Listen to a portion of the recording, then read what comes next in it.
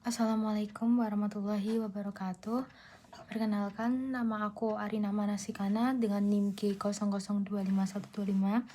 Di sini aku dari kelompok A10. Oke, di sini aku akan menjelaskan anatomi organa core atau jantung. Oke, jadi di sini ada soal yaitu Supriyadi umur 65 tahun datang ke IGD dengan keluhan nyeri tumpul pada dada sebelah kiri. Nah, keluhan ini dirasakan sejak 40 menit yang lalu saat dia tuh sedang menonton TV di rumah. Nah, dokter itu mencurigai ini Pak Supriyadi mengalami serangan jantung. Oke, langsung pertanyaan, yaitu pertanyaan yang pertama, jelaskan struktur eksternal core. Lalu yang kedua, jelaskan struktur internal core. Lalu jelaskan valvula cordis dan mekanisme kerjanya.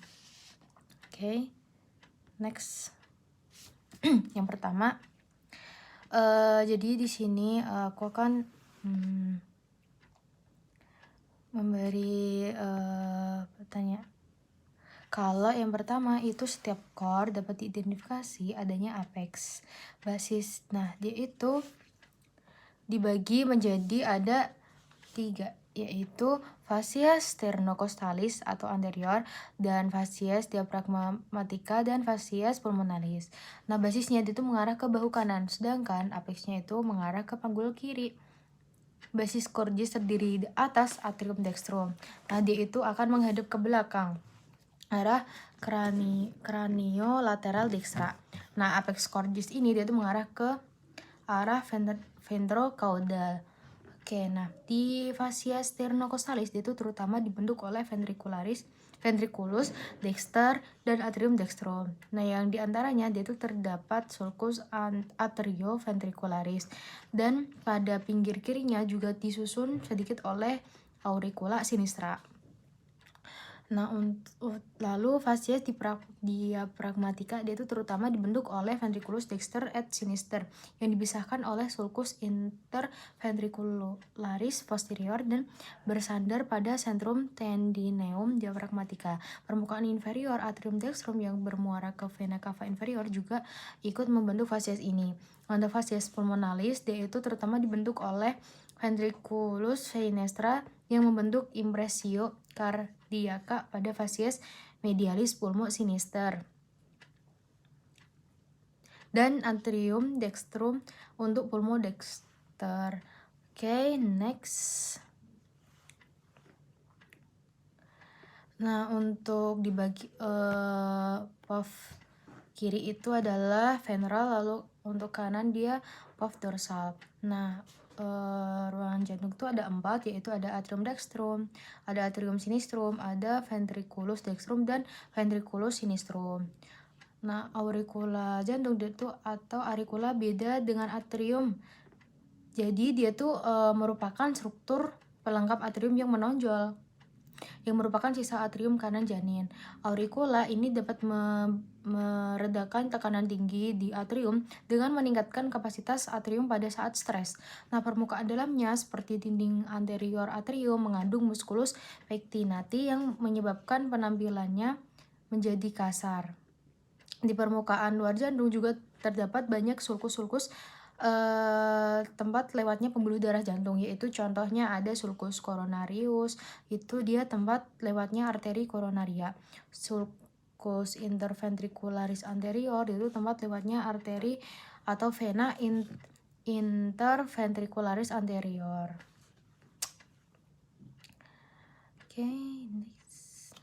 Nah, di sini dia tuh ada fungsinya yaitu sebagai tempat melekatnya miokardium atau sebagai kerangka jantung, tempat perlekatan cuspis atau katup jantung, dan isolator impuls antara atrium dan ventricle. Nah, dia itu terdiri dari ada annulus fibrosus, ada trigonum fibrosum, ada septum membranaceum. Lalu interventrikular, ada interatrial, ada atrioventrikular. Nah, skeleton cordis juga dia itu berperan sebagai isolator agar potensial aksi yang terjadi pada atrium dan ventricle dan atrium dapat terjadi secara berurutan. Fasciculus AV atau bundle of His yang melalui annulus fibrosus adalah satu-satunya koneksi antara miokardium, atrium, dan miokardium ventricle. Next. Nah, di sini interna jantung. Lalu di sini tuh ada atrium dexter dan ventriculus dexter. Yang pertama atrium dexter, dia itu kita zoom ya di sini, terdiri atas satu ruang utama yang halus yaitu sinus venae atau sinus venarum cavarum, dan satu ruang kecil yang kasar terbentuk dari pectinati pada bagian superior yang disebut auricula dextra. Nah, kedua ruang ini dia tuh dipisahkan oleh crista terminalis pada bagian dalam, sedangkan pada bagian luar akan membentuk suatu alur yang disebut sulcus terminalis. Auricula dextra dia itu kantong otot berbentuk kerucut yang kecil yang merupakan proyeksi dari atrium dextrum. Untuk septum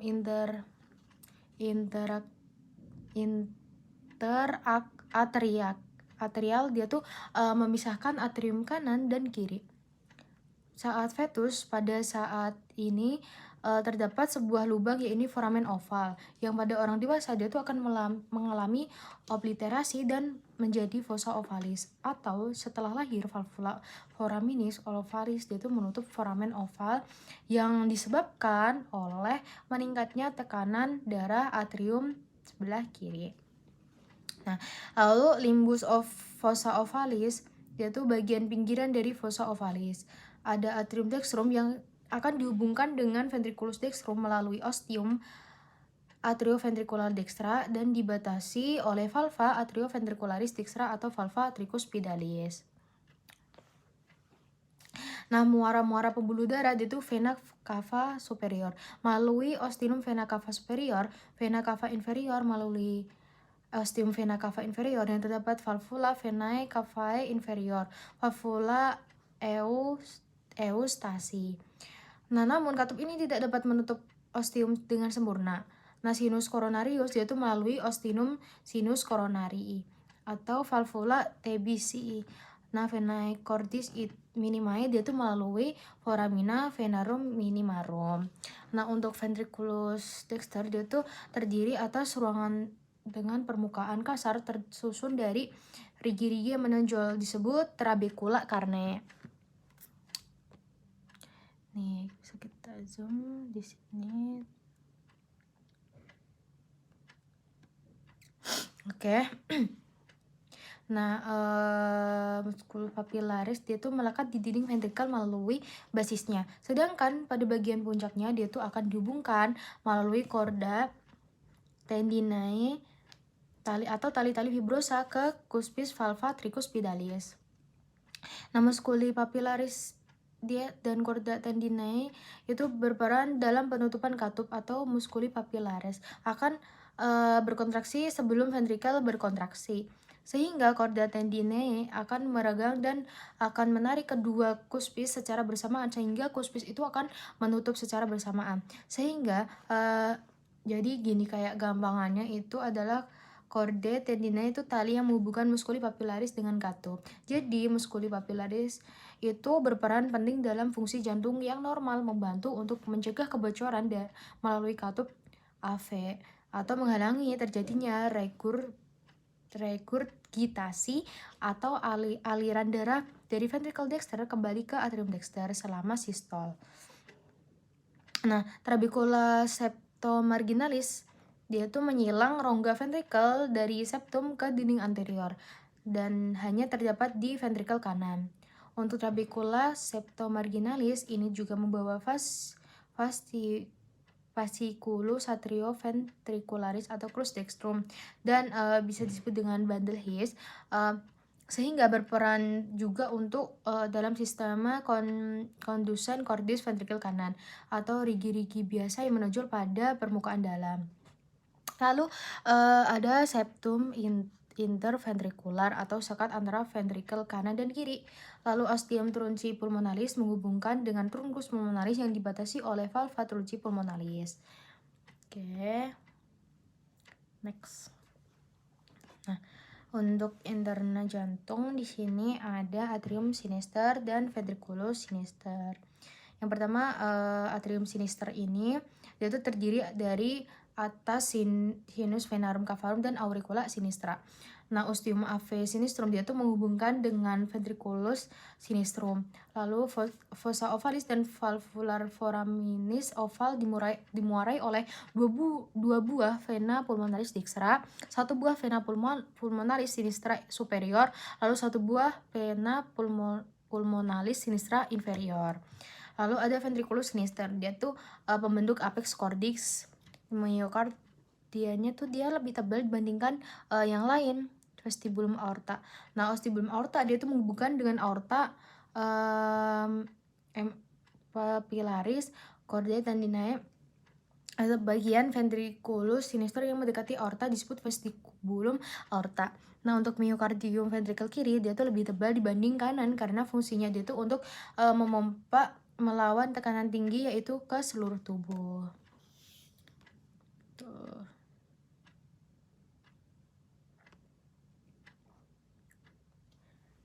Nah, di sini ada valvula cordis dan mekanismenya. Lalu valva ini dia tuh yaitu valva keseluruhan katup, valvula cuspis salah satu daun katup. Nah, di ini cuspis itu ibarat daun pintu. Lalu untuk fungsi katup jantung dia menjaga regurgitasi. Nah, valva itu valva tricuspidalis atau valva atrioventricularis dextra, itu di antara atrium dan ventriculus dexter. Nah, dia itu terdiri dari yaitu ada tiga valvula, cuspis, anterior, posterior, dan septal. Lalu ada valva mitral. Valva mitral dia tuh di antara atrium dan ventriculus sinister. Valva mitral dia tuh ada dua, ada dua cuspisnya, ada anterior dan posterior. Nah, tiap cuspis dia itu akan dihubungkan dengan musculus papillaris yang berada di ventriculus oleh chordae tendinae. Untuk mekanisme katup, atrioventricularis itu ventricle relaksasi atau tekanan di dalam ventricle itu rendah. Nah, cuspis itu tergantung lemas kedua valva atrioventricularis terbuka. Lalu darah itu masuk ke ventricle dan darah itu akan ventricle penuh dan katupnya itu akan terdorong oleh aliran darah dan tertutup. Lalu chordae tendinae dan musculus papillaris menegang. Nah,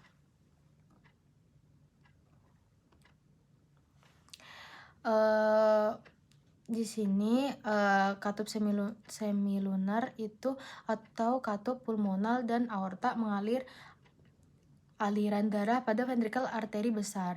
Nah, katup pulmonal itu mengontrol pembukaan ventrikel kanan dan truncus pulmonalis, dan katup aorta itu mengontrol pembukaan ventrikel kiri ke aorta. Masing-masing tuh memiliki 3 titik seperti saku baju, yaitu ada valva trunci pulmonalis itu terdiri dari 3 seperti bulan sabit, yaitu ada anterior, dexter, dan sinister.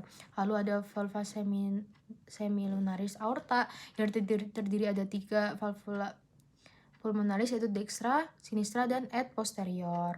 Lalu pulmonal valve mekanisme dia tuh jadi selama sistol tekanan aliran darah itu akan mendorong katup ke atas sehingga darah itu akan mengalir ke arteri pulmonalis. Nah, kadang-kadang daerah itu akan mengisi sinus pulmonal, dan ketika katup telah terisi penuh, titik puncaknya akan turun ke bawah sehingga menutup katup pulmonal.